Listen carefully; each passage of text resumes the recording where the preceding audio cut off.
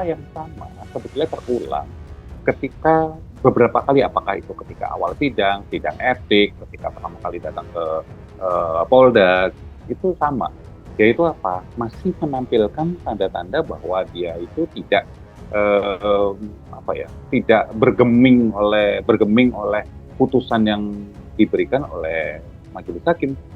Em, Kalau kita lihat, kita perlu fair melihat bahwa bisa jadi itu disebabkan karena dia memang terbiasa udah sekian puluh tahun jadi pejabat kepolisian dan dia memang sudah terbiasa menghadapi berbagai macam jenis orang, berbagai macam jenis keadaan, gitu, sehingga dia cukup kuat. Nah, justru yang menarik itu bukan ekspresinya FS buat saya, tetapi ada 3 poin di mana buat saya majelis hakim yang membacakan hakim yang membacakan ini justru yang grogi ini yang baca nih.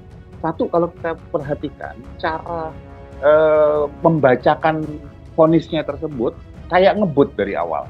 Ya memang cepat kalau kita bicara, memang cara bicaranya hakim ketua gitu ya, itu memang cepat. Tapi ketika dibacakan, kalau kita bandingkan dengan cara membacakan yang sebelum-sebelumnya, bertanya sebelum-sebelumnya, ketika ngomong sebelum-sebelumnya, itu beda, tetap lebih cepat dari sisi kecepatan ya. Yang kedua, terjadi kesalahan baca beberapa kali yang belibetnya tuh benar-benar belibet banget gitu ceritanya gitu ya. Yang harusnya sebetulnya kalau tinggal baca sih sebetulnya nggak usah beribet seperti itu. Kalau sekali nggak apa-apa, ini kan beberapa kali dalam waktu sangat dekat. Kemudian yang ketiga, tidak adanya eye contact yang dilakukan dari majelis hakim kepada FS, dari ketua majelis hakim gitu. Ya, ini katakan bahwa ya bisa sah-sah saja, ya nggak apa-apa, ini bukan berarti salah. Tapi kan jadi menarik ketika ini nggak terjadi cuma satu penanda, ada 3 penanda loh yang muncul. Jadi ketika pembacaan vonis dan ketika terdakwa diminta berdiri, kan kamera itu dari arah kanan belakangnya Sambo.